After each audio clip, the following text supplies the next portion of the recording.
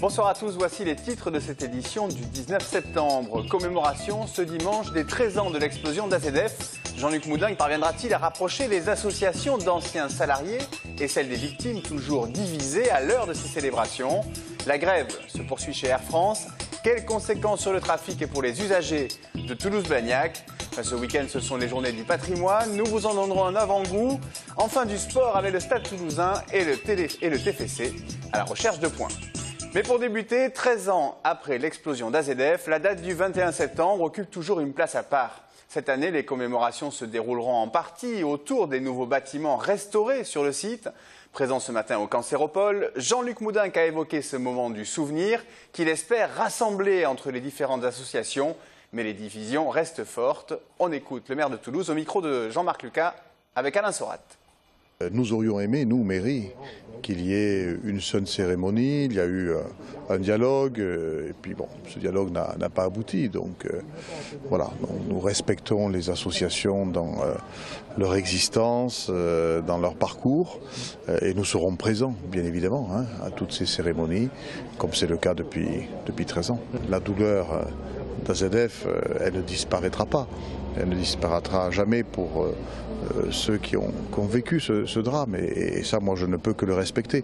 Et que cette douleur empêche des personnes, des associations qui sont dans des situations différentes de concevoir une commémoration commune. Je ne peux que le regretter, mais je ne peux que le respecter aussi. 5e jour de grève des pilotes chez Air France à Toulouse-Blagnac. 40% des vols sont assurés aujourd'hui. Faut-il s'attendre à une amélioration ce week-end? Comment s'organisent les usagers? C'est ce qu'est allé voir Jérôme Bolloc.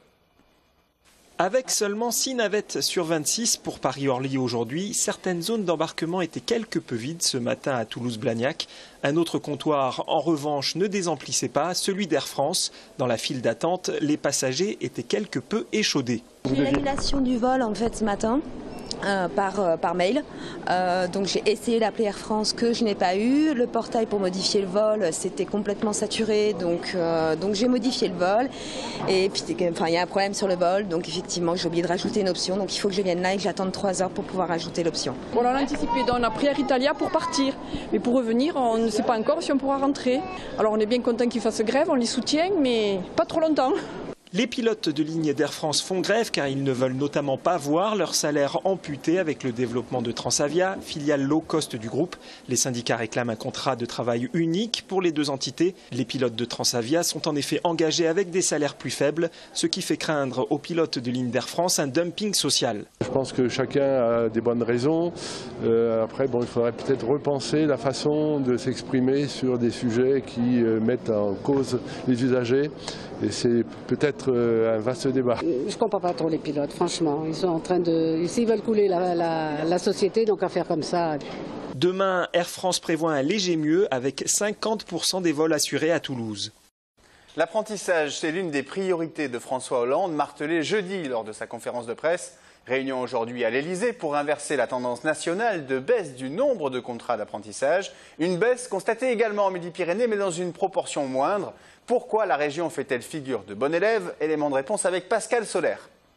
Moins 2,6% en 2013 en Midi-Pyrénées, le nombre de contrats d'apprentissage a moins baissé qu'au niveau national, soit moins 6%. Un recul qui s'explique par la conjoncture économique et la crise que subissent certains secteurs d'activité en Midi-Pyrénées, comme le bâtiment, l'agriculture et l'automobile. Ce qui permet d'atténuer les conséquences de la crise dans ces secteurs-là. On a développé l'apprentissage dans le supérieur, ce qui, en établissant des filières et des parcours pour permettre à un jeune qui rentre en CAP, selon ses capacités personnelles, de pouvoir poursuivre et donc raccrocher l'enseignement et poursuivre vers des masters, des niveaux ingénieurs.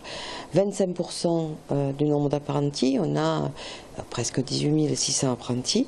25% du nombre d'apprentis sont dans des formations en apprentissage post-bac. Développer l'alternance pour les bacheliers, c'est notamment une réponse au chômage des jeunes. Mais en Midi-Pyrénées comme partout en France, c'est la question de ceux qui sortent sans qualification de l'appareil de formation qui pose problème. Ils sont 140 000 au plan national, 7 000 en Midi-Pyrénées, avec un taux de réussite des apprentis supérieur à 80% et un taux d'emploi de 90% 3 ans après leur sortie de formation. L'apprentissage semble être la voie à suivre si les entreprises jouent davantage le jeu. 64 lieux ouverts au public sur Toulouse, des dizaines de circuits thématiques. Ce week-end, ce sont les Journées européennes du patrimoine. Thématique centrale de cette édition, le patrimoine culturel et naturel, comme le canal du Midi, mais aussi les parcs et jardins. Avant-première avec Marlène Canal à l'hôtel de l'Estan, quartier Saint-Étienne, qui accueille le rectorat depuis 1859. Et si Toulouse ne vous avait pas livré tous ses secrets, derrière ce portail monumental situé rue Saint-Jacques se cache l'hôtel de l'Estan datant du début du XVIIe siècle. Entre Renaissance et classicisme, l'hôtel particulier affiche un style transitoire qui se distingue par la disposition très ordonnée de ses fenêtres et sa façade quelque peu austère. Il est doté d'une tour polygonale qui articule les deux corps de bâtiment. D'une tour d'escalier qui n'est pas une tour capitulaire dans la mesure où Christophe de l'Estan n'était pas un capitoul et qui vient bien après la période des capitouls et de la Renaissance. C'est une tour de prestige. Christophe de l'Estan était issu de la noblesse de robe et de cour, proche du pouvoir royal, et il était donc en faveur auprès du roi.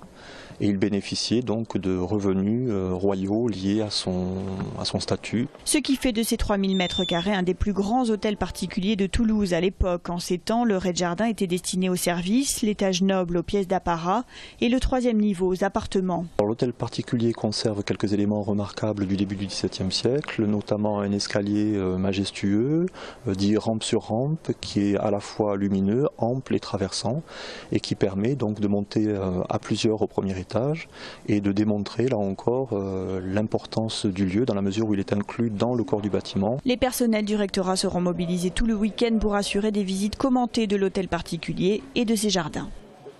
Ces journées, c'est également l'occasion de découvrir du patrimoine auquel on ne s'attend pas. Sachez qu'une visite guidée du périphérique est organisée par le collectif Urbain Trop Urbain. Périph' Strip, c'est le nom de ce tour guidé. Départ métro Argoulet, samedi à 11h, 14h et 16h30 et c'est gratuit. Insoumission, humour noir et déjanté, le festival de cinéma de Groland est de retour à Toulouse. Que voir lors de la 3e édition du Fifi Grod ce week-end? Jean-Marc Lucas vous en dit plus. Ça doit être des films soit bizarres, soit comiques, soit engagés, soit les trois en même temps, les deux ou deux en même temps. Enfin, on n'est pas seulement polarisé sur le côté anarchisant, mais il y en a pas mal qui sont dans cette veine-là, effectivement. L'esprit grolandais est partout, même si les autres ne le savent pas. Et depuis sa création, si vous avez pu avoir accès à une carte du Groland, vous verrez que le Groland est voisin avec tous les pays du monde. Donc, de chance. Et pour être complet sur cette page culture et loisirs, dès ce soir et jusqu'au 12 octobre, vous pouvez retrouver la fête Saint-Michel. C'est l'une des plus vieilles fêtes foraines de France. C'est une institution à Toulouse. Les baraques à churros, les pommes d'amour et plus de 130 attractions sont à retrouver du côté du parking du Zénith. Sport à présent et rugby pour débuter avec 2 réactions attendues pour les équipes Midi-Pyrénéennes du top 14. 9e au classement, le Stade Toulousain se déplace au Racing Métro, 6e. Les stadistes restent sur 3 défaites de rang et doivent éviter de revenir à vide de Colombes. Coup d'envoi samedi à 20h45. 14h45, pardon. Castres doit également se relancer après avoir complètement manqué son entame de championnat. Les Tarnais sont derniers, ils reçoivent Oyonnax 8e et doivent s'imposer à Pierre-Antoine. Coup d'envoi samedi 18h30. Et puis il y a du football, la Ligue 1, le Toulouse Football Club, 15e, reçoit un promu, Caen, actuellement 12e. Coup d'envoi samedi à 20h. Toulouse qui enregistre le retour d'Abel Aguilar, l'international colombien. Après leur défaite à Reims, le TFC est à la recherche d'efficacité avant une semaine qui les verra se déplacer à Rennes, puis recevoir le PSG. Un mot sur les rencontres de Pro D2, importantes ce week-end à suivre. Colomiers, 13e, recevra Béziers, 8e. Montauban, 4e, qui est auteur d'un très bon début de saison, ira à Mont-de-Marsan, 6e. Albi, second, se déplacera à Narbonne. Et enfin, Tarbes, 3e, ira à Biarritz. Voilà pour cette page sportive. 2 infos aéronautiques pour conclure cette édition. Qu'est-ce qu'une météorite? D'où viennent ces corps rocheux? Et que nous apprennent-ils sur notre système solaire? Sophie Voinis vous en dit plus dans Aerospace Mag, c'est juste après ce journal. Elle reçoit la cosmochimiste Guylaine Quitté pour évoquer notamment la météorite de Caille, la plus grosse découverte en France. Elle est actuellement exposée à la Cité de l'Espace. Extrait. C'est une météorite de fer qui a été identifiée comme objet extraterrestre en 1828 dans le village de Caille, des Alpes-Maritimes, pour ça qui donne le nom à la météorite. Voilà. Mais en réalité, cet objet est tombé 150 à 200 ans avant. C'est pas exactement, donc entre 1630 et 1700. Et dans le massif de l'Audiberg, dans les Alpes-Maritimes. Et elle a été descendue, tirée par des bœufs jusqu'au village de Caille, où elle a été un peu utilisée par un forgeron pour faire des fers pour ses mulets. Et donc c'est pas la météorite originale qu'on peut admirer à la Cité de l'Espace? Si, tout à fait. Elle a été donc mise là, utilisée comme siège d'église, enfin banc d'église. Et finalement, en 1828, une fois qu'elle a été identifiée comme météorite, il y a eu un accord, elle a été envoyée, cédée au Muséum d'histoire naturelle à Paris, qui en est actuellement encore le dépositaire. Et c'est cet échantillon que l'on peut voir à la Cité de l'Espace. Il fait un peu plus de 600 kilos. Voilà, on va redescendre en altitude à présent pour vous signaler la tenue dimanche à Francazal du meeting des étoiles et des ailes, une journée de démonstration aérienne pour approcher et voir voler quelques avions de légende comme le Breguet 14 que vous venez de voir. Il y aura également la Patrouille de France ou ici la 400M. On écoute Catherine Gay, c'est la présidente de l'association organisatrice. Ce sera un meeting qui sera avec 85 avions, un concept d'avion statique le matin et des démonstrations en vol à partir de 12h30, à peu près 6 heures pour ravir le public toulousain. En tout cas, je l'espère, avec des avions du plus gros au plus petit, à savoir de la 330, du Transal, de la 400M au tout petit Cri-Cri, en prenant en compte la Patrouille de France à 15h15 et la Breitling Jet Team à 16h30 et bien d'autres avions. On a misé sur 25 000 personnes en espérant que nous attendrons ce quota-là. Voilà, un meeting donc dimanche à Francazal. C'est ainsi que se termine cette édition. On vous souhaite à tous une excellente soirée, un très bon week-end. À bientôt sur TLT.